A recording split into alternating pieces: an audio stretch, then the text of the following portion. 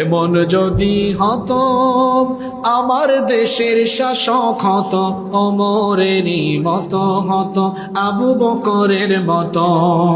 এমন যদি হতো আমার দেশের নেতা হতো ওমরেরই মতো হতো আবু বকরের মতো। জনগণের খোঁজ খবর নিত রাত দুপুরে, ঘুরে ঘুরে দেখতো কি কেউ আছে অনাহারে।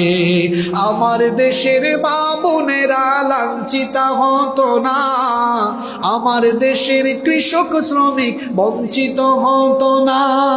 ধনী গরিব ভালোবাসার জীবন ফিরে পেত যদি আমাদের নেতা হতো ওমরেরই মতো হতো আবু বকরের মতো।